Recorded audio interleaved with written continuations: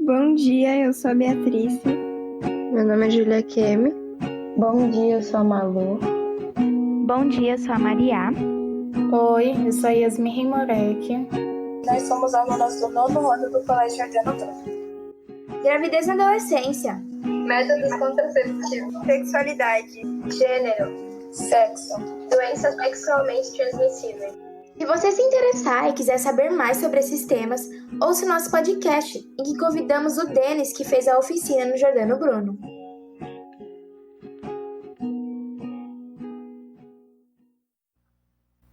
Oi, gente, bem-vindos ao nosso podcast.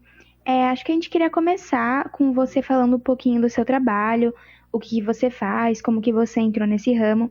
Fala um pouquinho de você e do seu trabalho pra gente. Tá. Eu sou o Denis, eu sou assistente social de formação e sou educador também. Sempre gosto de falar que sou educador, né? Eu comecei a me envolver com esses temas de gênero, sexualidade, diversidade, desde a minha época da escola, né? Hoje eu tenho 33 anos, mas desde quando eu estava no ensino médio, no primeiro ano, eu me envolvi com projetos da escola,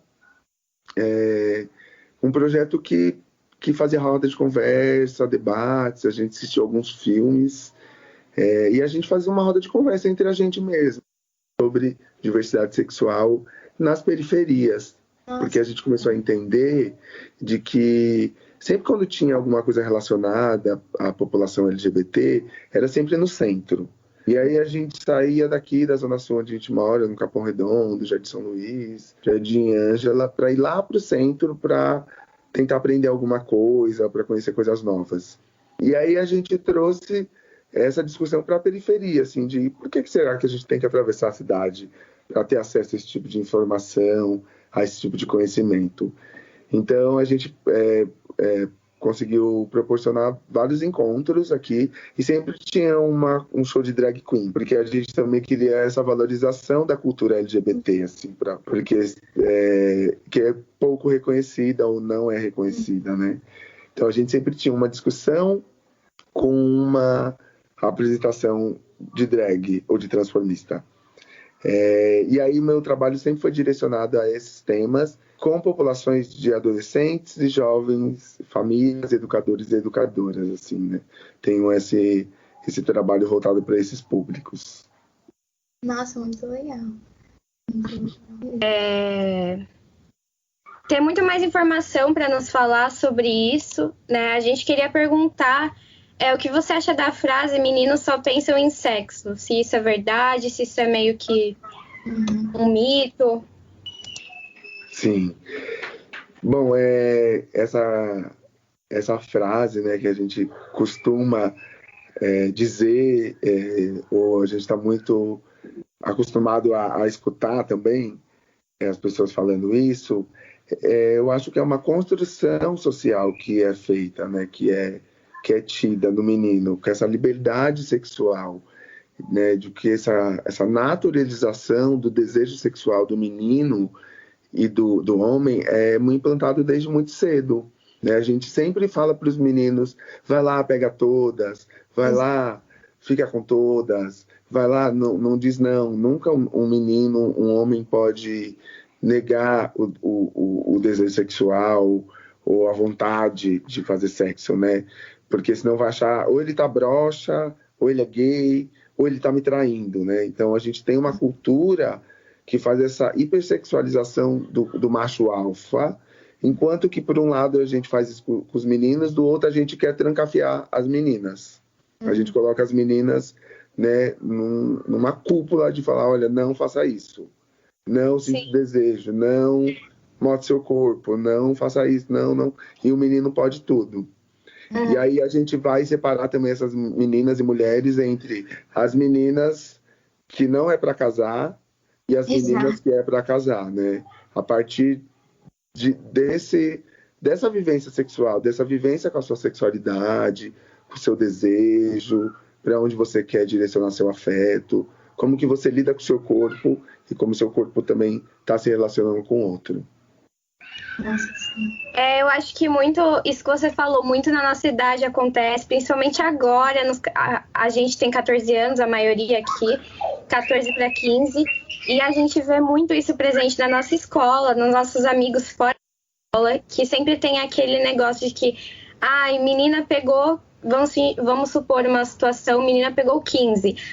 Porque ela é uma vagabunda, que ela não presta, que ela pega todos, não pode. E aí, quando o menino pega 15 meninas, ele é o top, ele é o macho alfa. E é sempre assim na nossa idade. A gente sempre tá passando por isso. E acho que tem muito isso, tipo, do menino não poder dizer não, porque ele tem que ser tratado como uma máquina sexual, assim, que sempre tem que estar aceitando tudo. Se ele não pegar ninguém, ou ele é viadinho, ou ele é broxa, entendeu? Tipo, é muito isso mesmo. Muito isso. E é engraçado que, além dessa história de que o menino, se ele pega tantas, ele é o foda, e se as meninas pegam tantos, elas são as piranhas e tudo mais, ainda tem aquele lado de que se um menino não pega uma menina, ou se ele não pega uma certa quantidade, ele é gay, ou tipo, as pessoas colocam um nome em cima, tipo, falam que a sexualidade da pessoa é tal, por tal forma que ela agiu ou deixou de fazer. Sim. Tem consequências. Desculpa. Não, desculpa. Isso tem consequências, né? Tanto na vida dos meninos quanto na vida das meninas, né? Porque a gente, como vocês falaram, essa coisa dos meninos serem uma máquina sexual, e isso impede que parece que ele funciona só no ritmo da sexualidade, sabe? E de que ele não pode demonstrar afeto, carinho, né, afeição, sentimentos, emoções ali. Ele tem que ser apenas uma máquina sexual. Isso, por um lado, vai deixar ele enrijecido, endurecido, com dificuldade de demonstrar seus sentimentos.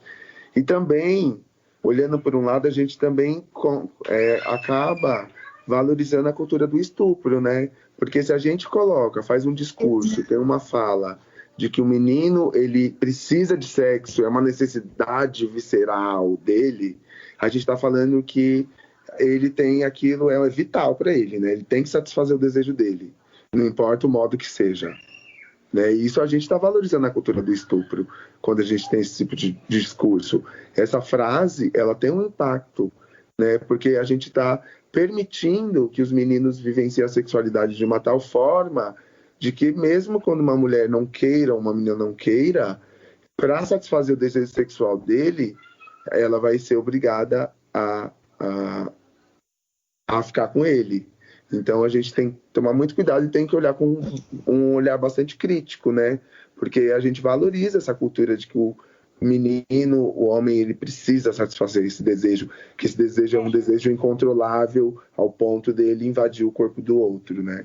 Uhum. Tem gente que fala que é até um negócio biológico, assim, tipo, dele ter essa coisa de precisar fazer sexo. E não é puro discurso mesmo, machista, com resquícios do patriarcado, né, de que o homem, essa figura do homem é uma figura super poderosa, que o homem ele tem o poder sobre o corpo da mulher, né?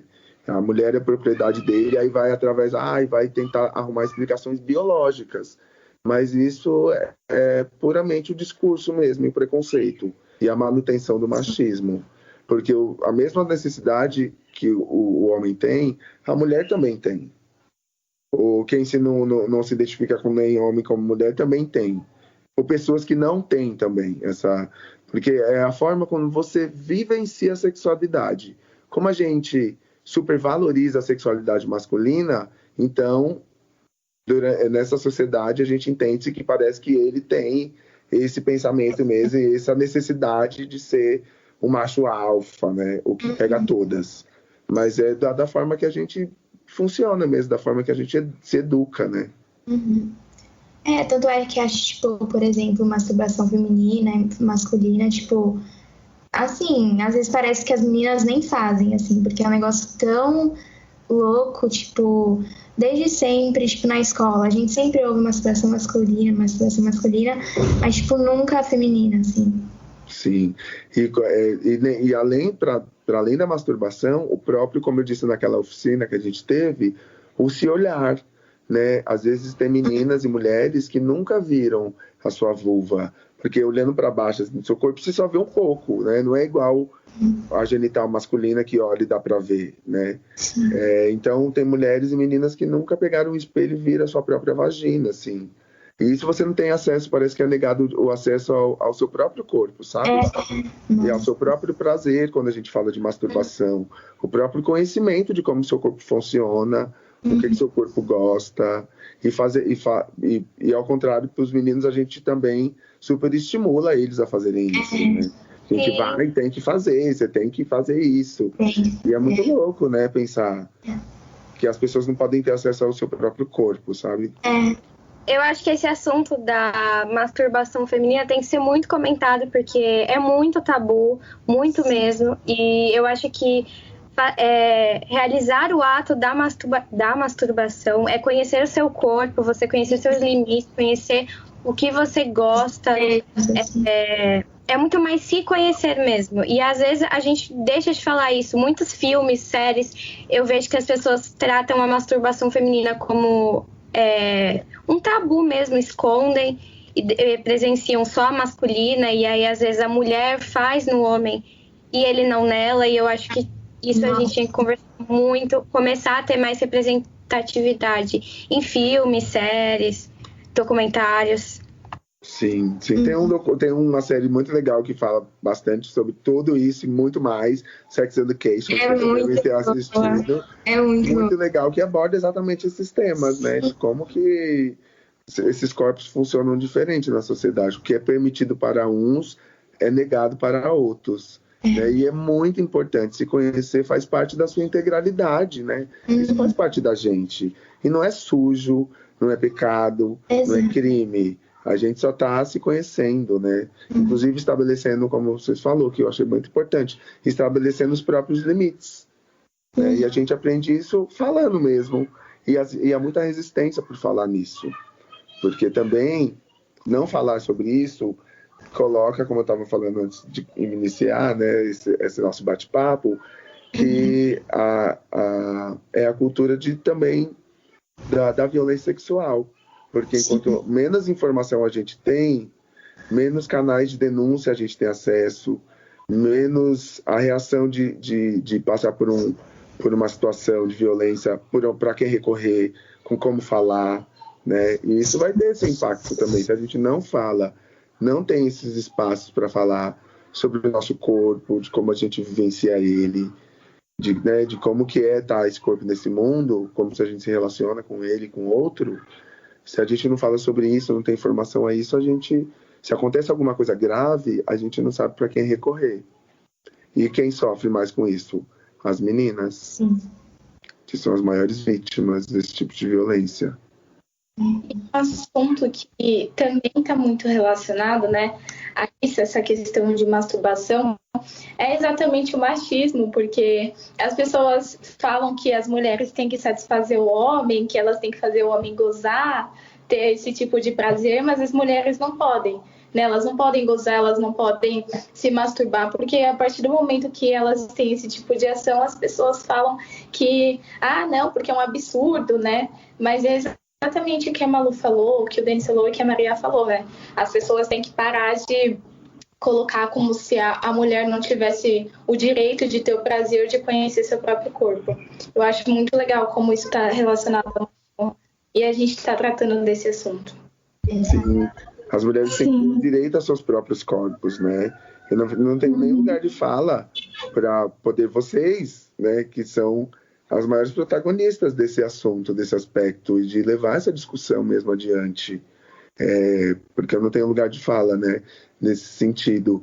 Mas esses corpos, eles têm que deixarem de ser controlados, né? Imagine se as mulheres não se veem, não têm acesso a se ver o seu próprio corpo, sua própria vagina, sua vulva, como é, que buraco que tem. Tem mulher que não sabe nem quantos buracos tem, assim, né? Que o buraco que sai a menstruação não é o mesmo buraco do xixi, por exemplo, né?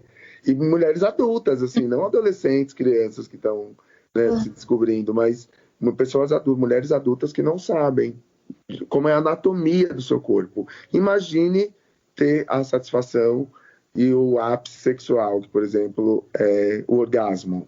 que muitas mulheres bem mais velhas nunca tiveram orgasmo na vida, né?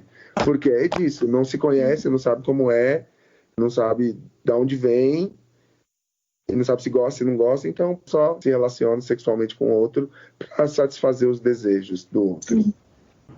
Eu acho que numa questão da pressão da sociedade também, com esse negócio dos meninos que a gente estava falando um pouquinho antes, eu lembrei de uma coisa que normalmente quando você tem um namorado, tô criando uma situação, mais ou menos na nossa idade pode ser, muitas vezes eles pressionam as meninas a terem relações sexuais com eles e vamos supor que ela acaba engravidando ou pegando uma DST ou qualquer doença sexualmente transmissível e o homem acaba colocando a culpa na mulher ou deixando tudo para a mulher, sempre pesando mais pro lado dela, tanto dessa parte da gravidez como também da doença.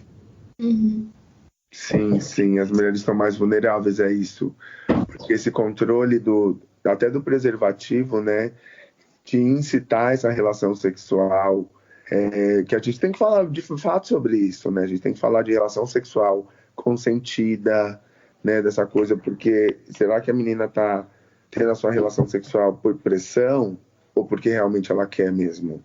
Ela está com desejo, está com vontade, está se sentindo preparada, está se sentindo bem para se relacionar sexualmente, ou está apenas tentando satisfazer o desejo sexual do parceiro, né? E de como que aí tá, ok, ela quer ou tá ali por pressão, e o controle do preservativo fica muito na mão do menino, né? Muito na mão do homem. Então ele pode não querer colocar ou pode tirar o preservativo no momento da relação, e aí isso deixa a mulher na vulnerabilidade exposta a uma gravidez não desejada e a infecções sexualmente transmissíveis que vocês falaram, né? Isso é de suma importância mesmo, a gente debater sobre isso. E volto a falar dessa cultura do estupro, porque está relacionado também. Se a menina e a mulher não desejam manter a relação sexual naquele momento, por mais que pode ser a namorada, casada há 50 anos, se ela não quiser, é estupro. Sim. Então, porque a gente parece que estupro é só com desconhecidos. Mas não, em relações, em casamentos, em namoros, em rolinhos, né, não sei como é que se chama mais agora, em ficadas, também o estupro pode acontecer. Porque a partir do momento que a menina e a mulher não quer, que ela não consente sobre aquilo, é violência sexual, é estupro. Eu concordo muito com esse ponto da mulher e tudo mais. Desculpa, Mauro. Mas eu também vejo bastante, eu acho, tipo assim, quando você tá com vontade, você tem que masturbar o homem, mesmo que ele não esteja querendo naquele momento, e às vezes não, eu achava ridículo, sabe, esse tipo de postagem. Eu acho bom conversar mais os dois lados. É claro que, querendo ou não, a maioria, sim, é mulher, mas também tem o lado do homem, e isso causa tanto trauma assim, psicológico muito pesado, assim, sabe? Eu tenho um caso de um cantor até, acho que é Luke House, o nome dele. Cara, ele foi abusado quando ele era criança e até hoje ele não consegue ter relação sexual com alguém. Ele tem muita insegurança. Para ele ter isso, ele precisa de anos de relação afetiva mesmo com a pessoa. Então, acho que não só conversar sobre gêneros, ensinar esse papo, mas às vezes também como isso traz aquele trauma, né? Sim. Sim. Os meninos, que você deu esse exemplo do menino, né, dos homens, são pouquíssimos casos, claro, mas e também se a gente for olhar esses casos, então se a gente pega um perfil de meninos e homens vítimas de violência sexual, os meninos vão ser, na sua grande maioria, abusados por outros homens ou outros meninos, e se é uma mulher bem mais velha, né? E ele sempre vai ser menor. Um homem adulto, a não ser que tenha alguma questão de saúde mental, por exemplo, sabe? Uma pessoa uma pessoa que tem uma doença mental, né? A sua saúde mental está comprometida, um homem adulto, e ele é abusado sexualmente por uma mulher, porque um homem, nessa cultura que a gente está, um homem na sua grandeza, né, de grande, lá o macho alfa, no seu grande status social, ele não vai descer, por exemplo, do ônibus à meia-noite, voltando da faculdade, por exemplo, do colégio, do trabalho, que ele vai ficar com medo de passar numa rua escura, de medo de uma mulher sair atrás do muro e abusar dele sexualmente, né? Não, Então, com certeza. é diferente, né? E se a gente olha para esse menino ou esse homem vítima de violência sexual, a gente vai ver que vai ter um recorte ali. Então, ou vai ser um menino que foi abusado por outro homem, ou um menino abusado por uma mulher mais velha, ou um homem adulto abusado porque a sua saúde mental está meio comprometida. Né? Tem esse lance, mas tem casos sim, é importante mesmo trazer para o debate, né? Porque nada é 100%, né, gente? Eu acho poucas coisas, eu não sei, eu sempre me questiono, poucas coisas 100%, ai, todo mundo, não é todo mundo, o mundo é tão grande, né? Tem tanta coisa acontecendo que pra gente falar 100%, nunca nada é 100%, né? Com certeza. Voltando um pouco nesse assunto de métodos contraceptivos, a gente queria muito conversar com você sobre a camisinha, o DIU, a pílula do dia seguinte, todos esses métodos, e alertar que eles previnem a gravidez, mas não doenças sexualmente transmissíveis, apenas a camisinha e tal. A gente queria conversar um pouco mais disso com você para explorar mais esse assunto. Sim, sim. Uma pergunta que eu queria fazer sobre isso era se você, pode usar a camisinha durante o ato sexual e ainda assim, depois tomar a pílula do dia seguinte. Sim. Tá, vamos lá. Uma que eu acho que adolescentes têm direito a isso, né? A essa informação, são os direitos garantidos, inclusive em lei, né? Tem muita gente que acha que vocês, por exemplo, não deveriam estar falando sobre isso, ou não deveriam ter acesso a esse tipo de informação, porque vai incitar vocês, né? Que é uma coisa maluca isso, né? É muito. Mas isso é direito, de fato, de adolescentes, meninas e meninos, terem acesso a esse tipo de informação e conhecimento, né? Você pode passar no médico, só você e o médico, sua mãe, seu pai, ou o responsável, não precisa entrar com você numa consulta para você ter acesso à integralidade da sua saúde. Isso é importante a gente falar. E principalmente na questão da sua saúde reprodutiva e sexual, que é no caso de tentar não pegar nenhuma doença ou infecção. Né? A pergunta da Maria pode sim, a gente tem uma coisa que a gente chama de mandala de prevenção, que funciona para infecções sexualmente transmissíveis, mas pode funcionar também para a questão de métodos contraceptivos. Né? Porque é importantíssimo mesmo deixar claro de que nada vai funcionar, vai pegar 100% tudo. Então, é importante falar que o preservativo, ele vai deixar você, né, não ter uma relação, uma gravidez indesejada, e também não vai deixar você pegar nenhuma doença, mas isso também não é 100%.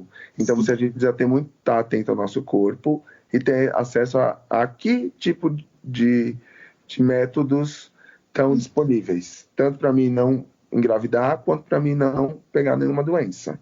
Então, vai ter a camisinha, que a gente nem está usando. Uma coisa que eu aprendi também recentemente, foi que a gente está usando na saúde, a gente está usando o termo preservativo interno e preservativo externo. Antes a gente falava camisinha masculina e feminina, né? Sim. Mas hoje está falando preservativo interno e externo, porque tem outras pessoas que estão usando os preservativos, né? Então, tem mulheres transexuais que utilizam o preservativo interno, por exemplo, né? E tem casais lésbicos que utilizam o preservativo externo, que é o masculino, que seria. Né? Então, a gente está usando esses dois termos. E sim, você pode combinar métodos de se prevenir. Então, usei o preservativo externo, digamos, a camisinha masculina. o menino usou. E aí eu também uso a partir, né, do conhecimento do meu corpo, sabendo como é o meu período menstrual, o meu período fértil, eu faço ali a tabelinha para saber mais ou menos quando vai ser o meu período fértil. Então, de um lado, eu tô me prevenindo, tentando não ter relação sexual quando eu tô no período fértil, e pelo outro, eu tô usando uma camisinha masculina que tô me prevenindo contra uma infecção sexualmente transmissíveis e também tô me prevenindo contra uma gravidez. Então, você pode combinar métodos, né? Lembrando que é sempre bom uma recomendação de um especialista, de um médico, para, vou tomar anticoncepcional. Você vai tomar qualquer um? Então, é bom um médico, um profissional da saúde, te orientar qual é o melhor método para o seu tipo de corpo, né? E o tipo de vida que você tem. Você tem um namorado? Tem namorada? Qual é a sua frequência de relações sexuais? Como que é isso? Então, é importante um médico para te orientar de que se você quiser tomar, por exemplo, um anticoncepcional, qual vai ser o melhor? Será que vai ser o injetável? Será que vai ser a pílula? Será que vai ser o adesivo? Será que vai ser um subcutâneo que tem um que coloca por embaixo da pele? Sim. Então, é importante procurar orientação profissional de saúde. Já que a gente entrou nesse assunto da camisinha, eu queria fazer uma pergunta que é, a gente sabe, né, que existe a camisinha masculina e a feminina, mas eu queria saber se a gente pode usar as duas ao mesmo tempo. Não pode. Não pode, porque o que acontece? Dá atrito entre os dois materiais e muito provavelmente elas vão se romper. Inclusive, é disponibilizado como método de prevenção mesmo, como política pública, embora que, por mais que talvez tenha convênio, não tenho, mas enquanto política pública, a Secretaria Municipal de Saúde disponibiliza a camisinha, né? Tem vários locais de distribuição gratuita e também gel lubrificante, que o gel lubrificante também é um método de prevenção combinada. Porque, às vezes, se não tem umidificação, o atrito forçando ali, você pode ter algum machucadinho, você pode machucar, arranhar, né? Pode dar alguma feridinha ali na hora, porque não tá seco, né? Que isso pode fazer com que tenha contato com fluidos, né? Seja sangue, seja sêmen, seja aquele fluido vaginal. Então, é importante também o gel lubrificante com preservativo, porque facilita a penetração e com menos chances de ter algum ferimento, alguma fissura. Entendi, obrigada. Falando dessa coisa que a gente falava de consultar o médico e tal, o ginecologista, uma coisa que eu percebo muito é que, tipo assim, eu sempre vejo as mulheres indo no ginecologista, mas os homens, tipo, eu acho que eu não conheço um homem que falou, nossa, eu fui no médico, assim. É muito louco isso. Como prevenção, né? Até eu trabalho também com profissionais da saúde, a gente sempre tem essa discussão que a gente faz campanha, né? Por exemplo, o Outubro Rosa agora que nós estamos, né? De campanha do câncer contra o câncer de mama, o câncer do colo de útero, faça a mamografia, faça o Papa Nicolau, vá no ginecologista desde muito cedo, né? Então sempre tem esse campo voltado para a saúde da mulher, né? A promoção da saúde da mulher, como método de prevenção, de tratamento, né? E do homem, nós só vai mesmo quando o fim está caindo. Exato. Só no último caso, na última consequência, procura. E vocês sabem que tem um Novembro Azul, né? Depois do Outubro Rosa, vem o Novembro Azul, que é também pela promoção da saúde do homem. Sim. Então, para o homem ir ao médico como um método de prevenção, né?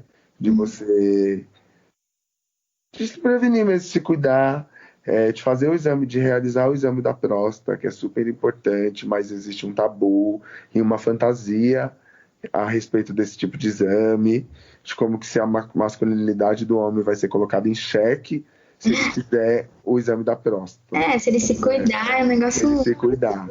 Louco. Então, mas Existe o Novembro Azul exatamente isso, conscientizar os homens de que eles precisam sim se cuidar.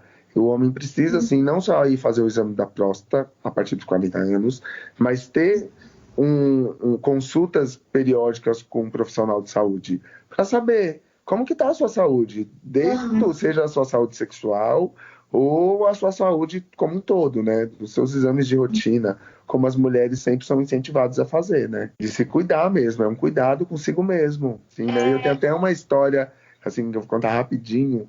O meu avô, ele tinha muito esse preconceito de fazer o exame da próstata. Depois de muito tempo, ele foi fazer e deu alterado.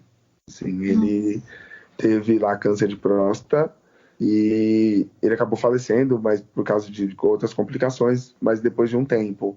Mas ele também, por puro preconceito mesmo, puro machismo, ele deixou de se prevenir, porque poderia ter visto isso antes, ter visto com antecedência, né? E feito o tratamento também, mas por puro preconceito, ele acabou tendo consequências na vida dele, né? Sim.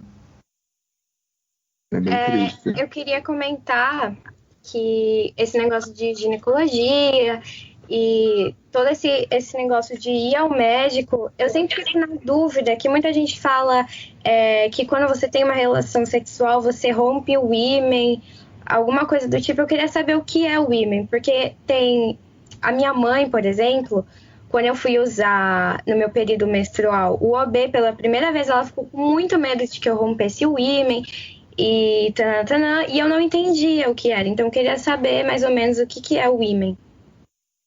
O ímen é como se fosse uma pele, uma membrana que tem. Mas também isso também é muito, por isso que é importante ir ao médico, porque tem mulheres, tem corpos também, porque existem vários tipos de corpos, né? A gente acha que os nossos corpos não são iguais, a gente não é igual, né? São parecidas, mas igual, idêntica não é. Por mais que você nasceu mulher, você vai ter um corpo diferente da outra menina, da sua mãe, da sua irmã, da sua tia, da sua avó. Então, é por isso que é importante ir no médico para saber. Mas, na grande maioria das mulheres, tem o ímen, que é essa membrana, que ele não fica logo na entrada da vagina. Ele fica muito mais lá para o fundo, na verdade, perto do colo do útero, que é perto da entradinha, assim. Depois que vocês olharem, podem dar uma pesquisada de como que nessa parte, se não lembrar, a parte que é bem próximo da entrada, né, do colo do útero, que a gente fala, que tem essa membrana. Essa membrana, quando você tem a sua primeira relação sexual com penetração, né, essa membrana pode ser rompida ou não. Por isso que é legal ir no médico. Porque depende do corpo da mulher, essa membrana, porque existem vários tipos de ímen. Pode ter ímen que são super frágeis, super frágeis, e, sei lá, a menina caiu, bateu assim muito forte, aqui o pé da barriga, digamos assim, ou sei lá, uma queda aí. E aí ela teve um pequeno sangramento, a menina. Às vezes o sangramento não é porque está menstruando, pode ter sido porque com o impacto ali, o ímen dela pode ter sido rompido. Nossa. Existem casos que acontecem isso. Ou digamos, a menina teve a sua primeira relação sexual e não teve sangramento nenhum.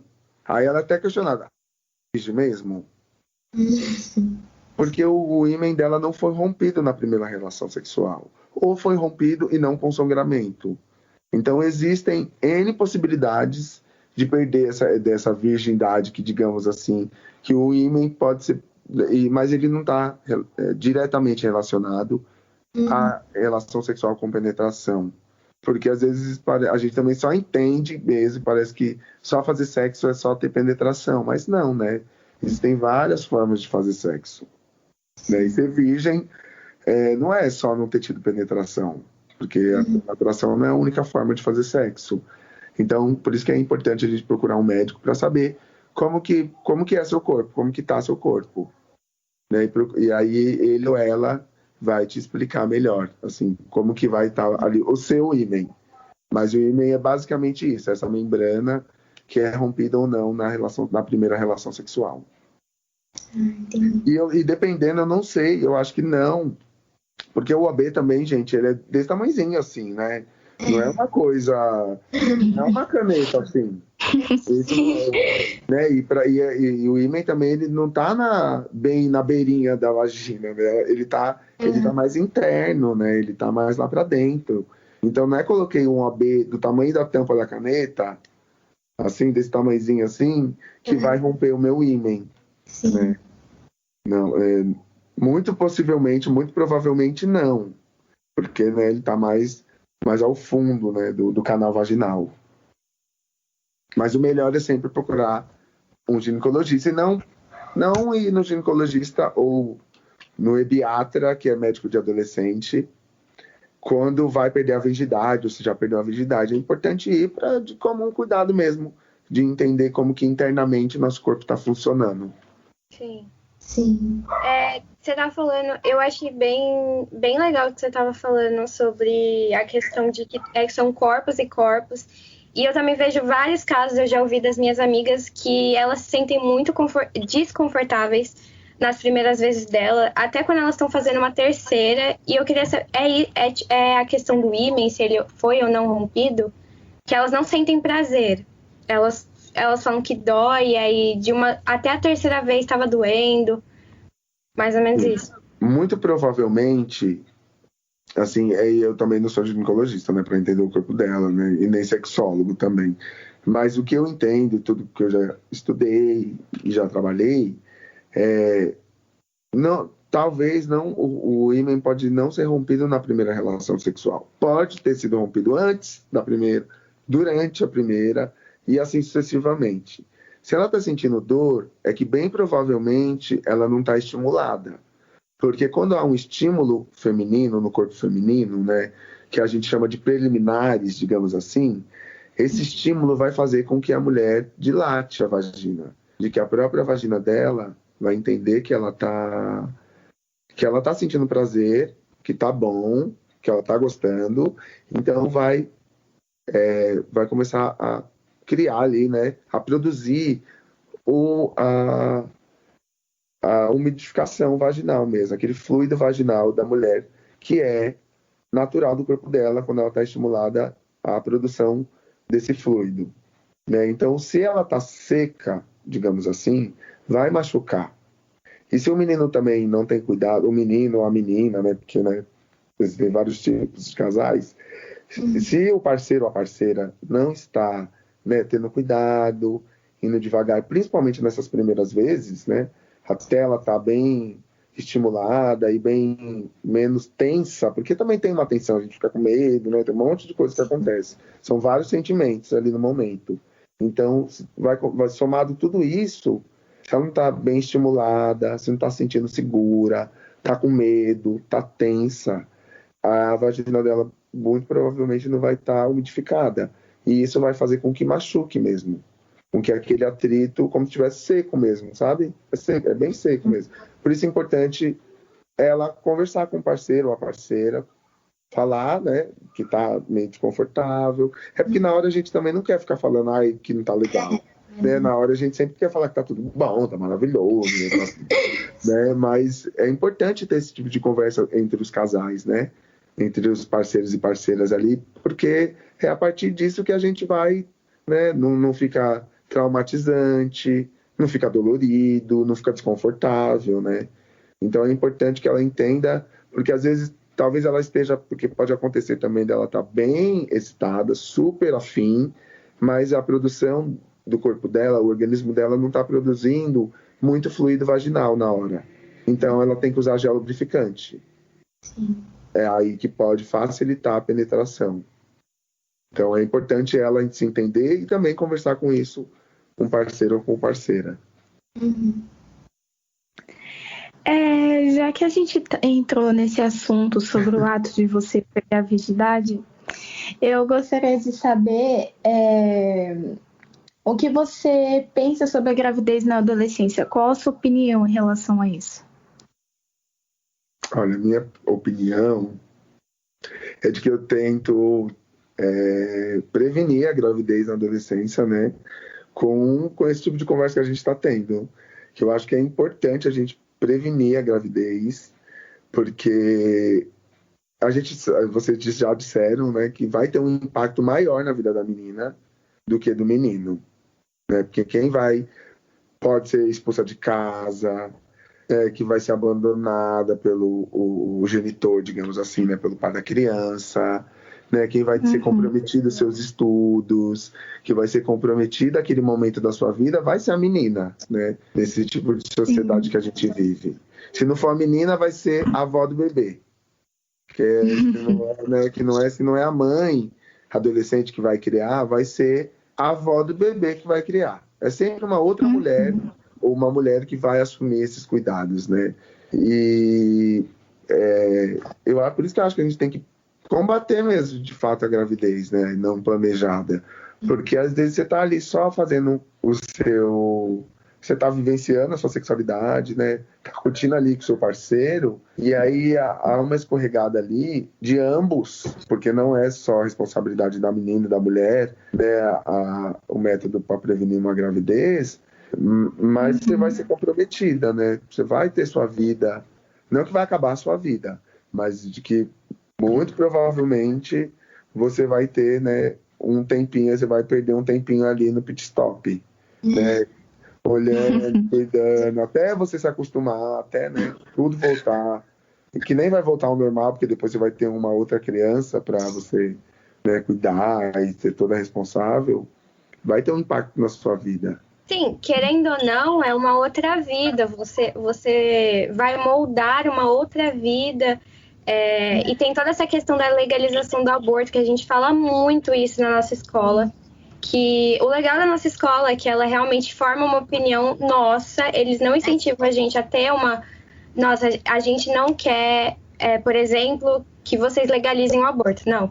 O Jordano, ele sempre tenta passar pra gente o que a gente realmente pensa, e no meu caso, eu sou super a favor da legalização do aborto, por conta não só de estupros, mas a mulher não estar pronta, e é mesmo a responsabilidade você ter um filho. Então, eu acho que, na minha opinião, eu concordo com a legalização do aborto eu acho que é, tipo, muito escolha da mulher, assim, sabe? Tipo, porque, querendo ou não, é ela que vai gerar a vida, então eu acho que é ela que tem que, tipo, escolher o que ela vai querer fazer com o corpo dela, assim. Eu não tenho uma opinião formada, porque os meus pais, eles sempre tentaram mostrar dois lados para mim. Que um lado é que a mulher pode ter sido estuprada, né? E aí eu concordo com a legalização do aborto, mas também tem muitas pessoas nesse mundo que não quer ter essa responsabilidade, sabe? Então eu acho que depende muito da situação, e tem muito a ver também com o que a Mary falou, né? Depende de cada mulher, porque afinal não é a gente que tá de fora que vai dar a luz, que vai dar a vida ao novo ser humano, e sim a mulher.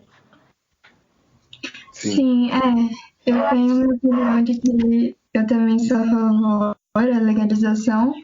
Eu acho que não só também existe essa maldade, né, tipo de coisa que a Yasmin falou, mas está provado cientificamente de que nenhum método anticoncepcional é 100% efetivado no estado de que não não é preciso exatamente, sabe? Então tem muitas vezes que usam vários, até mais de um método, acho que é até possível, mais de um método, e às vezes acaba engravidando. Então tem esse lado, e também de que eu penso muito nas pessoas que não conseguem criar mesmo um filho, sabe? Não tem condições de criar um filho, ou acaba abandonando, não só pelo lado do pai, mas às vezes ambos os lados, ou acaba acontecendo coisa pior, sabe? Então a negação de uma mãe às vezes também é muito grande. O psicológico também tem o ponto da depressão pós-parto. Então muitas vezes acontecem essas coisas exatamente porque o psicológico dela não está preparado para aquilo. Existe também a gravidez meio silenciosa, não sei se realmente se chama assim, mas uma gravidez em que você fica os 9 meses inteiros da gestação sem saber que você está grávida, e sabe ali na hora quando vai parir. E não é só no seu psicológico, seu corpo também não reage a isso. Então não cria barriga, seu seio não começa a estimular leite. é legal que a gente falar de aborto legalizado e aborto não legalizado, né? Porque no Brasil, hoje, com a legislação de hoje, há três casos que podem ser feito o procedimento de aborto. Um que vocês já falaram, que é quando a mulher é vítima de violência sexual, né? Vítima de estupro. Uma. A outra é quando o bebê apresenta risco para... O bebê não, o feto, né? A gravidez apresenta risco para a saúde da mulher, da menina. E o terceiro é quando o feto não tem cérebro. Então, se fez lá a ultrassom, viu através do exame que aquele feto não tem cérebro, que é encefálico, ele não... Aí vai ser realizado o procedimento de aborto. Mas a gente sabe que o aborto vai continuar existindo, ele sendo legalizado ou não, né? Está acontecendo aborto ainda, né? Vai continuar acontecendo. E aí tem recortes que é importante a gente olhar. Um recorte como o aborto, mesmo ele não sendo legalizado, que ele está acontecendo, há mulheres ricas e mulheres pobres. Exato. As mulheres ricas conseguem ter fácil acesso a procedimentos abortivos. Então, ela vai lá na sua belíssima clínica, com o seu belíssimo motorista, ela faz o procedimento abortivo com um médico extremamente renomado, e ela faz o aborto dela, depois volta para casa dela, cheia de empregadas e cheia de tudo. Todos os confortos ali e os cuidados que ela vai ter, que ela vai precisar, ela vai ter. E tem as mulheres pobres, que vão fazer o aborto nas clínicas clandestinas, dentro das suas próprias casas, com as suas amigas, né, com suas famílias, na sua mãe, com alguém, que vai ter... E vai ser essas mulheres que vão morrer. Porque elas não vão ter todo o olhar da saúde, porque a gente tem que encarar o aborto como uma questão de saúde pública, e não como uma questão religiosa, né, ideológica, né, de que vai ser, porque é uma vida. Não, a gente tem que pensar nasce como saúde pública, como uma questão de saúde pública, né? Outra coisa também interessante, tem um documento bem legal que chama, acho que, Relatório do Aborto no Brasil, que ele vai traçar o perfil das mulheres que fazem aborto no Brasil, e a maioria são mulheres casadas. Então, são mulheres casadas com filhos já. Nossa, normalmente a gente pensa o contrário, né? A gente pensa que são as solteiras, as piriguete, que cada semana vai... Porque essa é uma fantasia que a gente tem, de que parece que se o aborto for legalizado no Brasil, as piriguetes vão sair dando, engravidar, cada semana vai botar um filho. E não é assim que acontece, né? Não é assim que vai acontecer. Né? Porque a gente tem uma fantasia de que é esse o perfil da menina da mulher que está abortando. Mas o maior, lógico que tem, né? As meninas solteiras, mulheres solteiras, né? Sem companheiro estável, que estão realizando procedimentos de aborto. Mas a maioria das mulheres que fazem são mulheres casadas e cristãs. O relatório do aborto vai ser, que é bem isso, a cara do Brasil. Enfim, a hipocrisia. Muito assim, perfil, você vai ver quem vai estar fazendo o procedimento, né? Então a gente tem que olhar para o aborto com esse olhar mesmo de saúde pública, né? Por mais que você tenha as suas concepções, eu sou direito à vida, então por que você não comove tanto quando um menino tá lá pedindo dinheiro no farol? Exato. Um menino está sendo executado pela polícia. Se você é tão pró-vida assim, né? Eu já vi gente que fala do aborto que não concorda, mas aí concorda com a pena de morte. Completamente assim. É muito discrepante, né? É muito contraditório. A gente falou um pouco dos métodos anticoncepcionais e a gente também, na hora de organizar melhor nosso podcast, a gente também viu sobre uma pesquisa em que as mulheres podem engravidar uma vez a cada 9 meses, claro, durante a gestação, enquanto um homem pode engravidar em um dia várias mulheres. E aí entra no assunto de por que a mulher é obrigada a tomar anticoncepcional e o homem não é, sabe? Obrigada nesse termo de que, tipo, tomar cuidado, né? Sim, porque a maioria dos métodos contraceptivos são para o corpo feminino. O DIU, né, o diafragma, os anticoncepcionais, a pílula do dia seguinte, a maioria vão ser tudo voltados ao corpo feminino, ao corpo da mulher. E só o preservativo externo que vai ser para o homem. Mas existem pesquisas, tem pesquisas em andamento de anticoncepcionais masculinos. Um método que é bem eficaz, isso serve, né, para casais, ou para homens solteiros, ou que já tiveram filhos, ou que não querem ter filhos, é a vasectomia, que é como a laqueadura, né, que é aquele quando faz o ligamento, interrompe o ligamento das trompas. Esse método, não é qualquer mulher que pode fazer. Existe até uma discussão, porque até ainda hoje a menina precisa não sei porque eu tô falando menina, gente. A mulher precisa de autorização do companheiro para realizar. Ela tem que ser maior de 21 anos, de 25 anos e ter no mínimo 2 filhos. É até ao contrário, porque eu tenho uma prima que ela vai fazer a laqueadura e mesmo assim o parceiro dela também vai fazer a vasectomia e precisa de ambas uma assinatura mostrando que está sendo, como que é a palavra? Que ele está falando pro parceiro que autorizando, né? Autorizando mesmo. E ele já tem 3 filhos, então gente, mas na verdade só um precisa fazer, né? Casal, né? Mas é muito louco a gente pensar isso, de que eles estão determinando, o Estado, digamos assim, está determinando, tipo, que alguém tem que autorizar você fazer uma coisa que você não quer. Tipo, não quero ter filho. Não quero ter filho mesmo, gente. Vou lá e faço uma vasectomia. Eu preciso de autorização de quem, gente? É tipo o seu corpo, assim. É o seu corpo, é a sua decisão, sabe? A mulher que, não quero ter filho. Vai lá, tem que ter autorização do meu marido. Então, tem que ter 2 filhos para fazer isso? Pra quê? Então. Tá, né?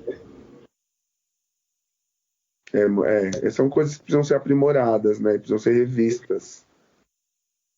Mas a vasectomia é muito menos agressiva e invasiva do que a laqueadura. Porque a laqueadura é como se fosse uma cesárea, né? Tem que abrir, fazer o rompimento.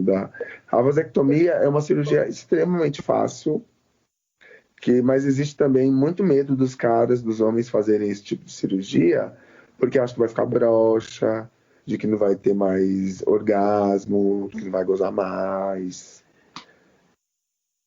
Existe muita dificuldade, a resistência ainda dos homens em fazer. Tem uma coisa, né, que a gente estava falando sobre gravidez na adolescência e até queria falar sobre a gravidez normal mesmo. Muitas mulheres, elas tentam engravidar por várias semanas, vários meses, e tem o período fértil. Uma coisa que a gente queria saber é se a gente consegue engravidar só no período fértil, se é um mito que quando a gente tem uma relação sexual, quando a gente está menstruada, a gente não engravida. É verdade? Sim, muito provavelmente, mas isso também vai depender, como eu disse, de corpo para corpo. Acho que alguém deu até um exemplo aí, aquela gravidez mesmo que não dá nenhum indício, não dá nenhum sinal. A mulher, inclusive, continua menstruando. Né? Existe, de fato, esse tipo de gravidez. Então, o que é o mais recomendável é que se procure um especialista. O período fértil, ele não é 100% seguro. Porque você, né, como nenhum é 100% seguro, mas ele não é tão confiável, porque você precisa saber como é o seu ciclo menstrual. Se o ciclo menstrual é certinho, digamos, a minha menstruação vem, o meu ciclo é de cada 21, 28 dias. Como que é esse ciclo? É tudo reguladinho, bonitinho? Porque a partir dessa conta que você vai saber qual período do mês você vai estar fértil. Provavelmente, quando você está menstruado, mantém relação sexual menstruada, você já não corre menos risco de ficar grávida por conta, né? Porque o óvulo já está sendo, que não foi, né, fecundado, ele já está sendo expelido pelo corpo. Mas isso não quer dizer que não tenha outro óvulo já engatilhado ali. Por isso que depende de corpo para corpo, porque às vezes até fazer todo esse ciclo, né, de um óvulo ser descartado pelo organismo e outro óvulo sair do ovário e ir lá para o lugarzinho onde ele pode ser fecundado, pode acontecer de fecundar ele pelo percurso. Então, mais recomendado. A gente viu no seu material, inclusive queria deixar um diante aqui para vocês verem o material do Denis, que é muito bom. Tá lá linkado na oficina, então para quem quiser ver, é super interessante e bastante informação a gente está tirando de lá. E a gente viu que o espermatozoide, né, ele fica até 72 horas no corpo feminino para encontrar o óvulo e fecundar. Então, exatamente, né, exatamente isso. Então, digamos que eu já menstruei, então meu óvulo foi descartado. Mas aí você não sabe se o óvulo já está lá meio que indo já para o caminho, e aí tá lá o espermatozoide já 3 dias lá, vai que eles se encontram. Sim. Né? Então é perigoso mesmo. Por isso que é importante usar um outro método contraceptivo do que a tabelinha, só a tabelinha pela tabelinha. Sim, não vai dar, né? Mais alguma pergunta das meninas? Uma coisa que eu queria saber também é se no sexo oral também tem que usar camisinha. A recomendação é que sim. Mas a gente sabe que na prática isso pouco acontece, né? Verdade. Mas aqui a recomendação sim. Por quê? Porque tem várias infecções sexualmente transmissíveis que elas podem circular pelo sexo oral. Com menos probabilidade de se infectar, dependendo da saúde bucal da pessoa e também dependendo do órgão genital da pessoa. Então, digamos que eu mordi a minha bochecha, assim, falando, mastigando, mordi. Minha boca tem uma feridinha. E aí eu fiz sexo oral. Dependendo do vírus ou da bactéria, lá da infecção sexualmente transmissível, você pode se infectar por ali. Porque não é os fluidos que vão saindo tanto do pênis quanto da vagina também podem ter uma carga viral. Então pode pegar HIV através de sexo oral, você pode pegar herpes, eu esqueci o nome, mas tem a herpes genital e tem uma outra herpes. Você pode pegar sífilis também por sexo oral, hepatite. Então é importante fazer sexo oral com preservativo. A não ser que você tenha um parceiro ou uma parceira fixa ou fixo e vocês façam exames para ver se tem alguma IST, alguma DST, juntos e juntas, né? E ver lá o resultado. Aí dependendo, mas aí também isso é muito de confiança. Porque mesmo fazendo isso, você pode, um dos dois, uma das duas, podem ter uma relação extraconjugal. Então, né? Então a gente está sempre meio vulnerável a isso. Verdade. Porque a gente nunca pode confiar também 100% no outro. Mas você ama, eu sou louca, eu amo de paixão. O melhor é sempre se prevenir mesmo. Sim. Uma coisa também importante que eu queria falar é que a gente viu que quando você vai fazer o sexo anal e você volta pro sexo normal, você tem que trocar de camisinha porque você troca fluidos e pode ter alguma doença. Isso é exatamente, extremamente recomendável a substituição do preservativo do sexo anal pro vaginal, porque senão, como você falou, você pode pegar, tem bactérias também, né? Tem uns resíduos, né, que você pode fazer essa transmissão via. Então é importante que se substitua. Nessa questão de doenças e tal, eu queria falar um pouquinho sobre a AIDS, né? Que a AIDS é uma doença ou não nova, foi descoberta nos anos 80 e ainda tinha muito tabu naquela época.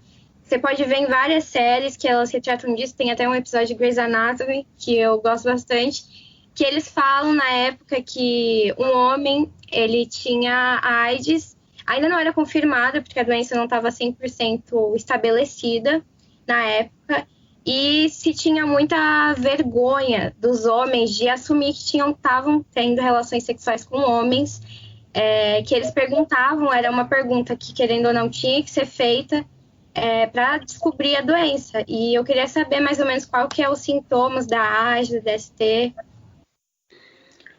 Bom, eu vou deixar de uma dica que é bem legal, e aí eles contam de uma forma que é um documentário da Netflix, que chama Carta para Além dos Muros, que vai falar a história do HIV no Brasil. É muito legal, mostra o Cazuza, né, mostra um pouco essas figuras, né, que no auge do HIV e da AIDS, era um porta-voz, inclusive, né, de tudo que a gente entende por hoje. Naquela época que descobriu o vírus do HIV, né, existia esse preconceito, esse tabu de que se achava que só casais gays de homossexuais se contraíam HIV e desenvolviam a AIDS. Porque tem essa diferença também. O HIV é o vírus, que é aquele vírus que a gente tem a nossa sistema imunológico, que é como se fosse uma proteção, né, no nosso corpo. Sim. Aquela proteção que vai impedir, né, que outras coisas peguem a gente, que deixam a gente doente.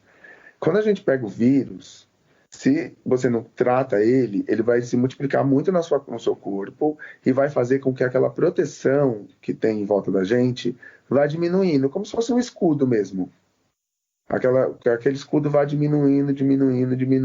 Quando ele chega muito baixo, porque aí o negócio é que ele não eleva mais.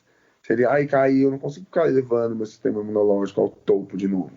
Então, se você não cuida e não controla a multiplicação do vírus no seu corpo, ele vai baixando o seu escudo.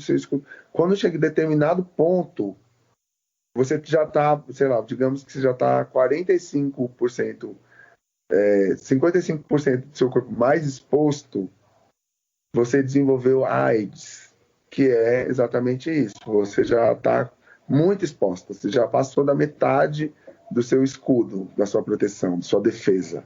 Então, aí a tendência é só descer até você ficar totalmente exposto ali a qualquer gripe. Aí, isso sim é a AIDS, que é a doença desenvolvida a partir do HIV. Dá para se viver com HIV muito tranquilamente, há anos, como se você não tivesse o HIV, com ele controlado no seu corpo. O Brasil, inclusive, é um dos países que o tratamento é o melhor no mundo. Nossa. Porque o que acontece? Se você descobre, existem várias ações, várias estratégias que a gente chama de estratégias de prevenção e tratamento e cuidado, que é você diagnosticar as pessoas, que as pessoas façam o exame regularmente, e não é todo mundo, porque depois, né, com os estudos, né, com o avanço, né, do mundo, entendeu-se que não era só gays que pegavam HIV e desenvolviam AIDS. Todo mundo estava suscetível a contrair o HIV e a desenvolver a AIDS, né? Tanto é que antigamente era chamado de peste gay. E aí quando descobriu que todo mundo também podia contrair o HIV, aí as ações, né, mudou um pouco a chavinha. Mas existe muito preconceito também hoje ainda, viu? Não, sim. Com pessoas seropositivas. Porque parece que você descobre que tem HIV, você assinou o seu atestado de óbito. E não é isso. Porque antigamente, lá nos anos 80, nos anos 90, era a estampa se vocês depois pesquisarem a estampa da capa da Veja, Cazuza, vocês vão ver que quando o Cazuza falou, vocês sabem o que é Cazuza, né, gente? Sim. Não sei, né? Vocês são novinhas, né? Eu sou velha já. E o Cazuza, quando ele publicizou de que quando tinha contraído HIV e tal, acho que nem tinha desenvolvido a AIDS, a Veja, que a revista fez uma capa dele, aquela capa, aquela pessoa chupada, esquelética, com aquela cara de doente, de morte mesmo. Então ficou aquela imagem de que o diagnóstico do HIV é a imagem do Cazuza, assim, você vai ficar igual o Cazuza e vai morrer amanhã. Nossa. Tem outras doenças, por exemplo, que são muito mais nocivas e muito mais perigosas e que a gente não dá tanta importância, como a diabetes. Nossa, sim. a pressão alta, colesterol, né? Problemas cardíacos, são muito mais perigosos do que HIV hoje em dia. Então, se a pessoa, o tratamento, a pessoa descobre, faz teste, não sei se vocês já viram por aí, às vezes tem campanhas de fazer teste rápido de HIV, porque é importante que as pessoas se testem, né? Façam diagnósticos. Se deu positivo, você vai realizar outro teste, para ver direitinho. E aí, se deu positivo novamente, você vai iniciar o tratamento, que é tomar remédio para controlar. Você vai tomar um remédio todos os dias da sua vida. Um remedinho, 2 remedinhos, 3 remedinhos, depende aí também, né? Cada corpo é um corpo.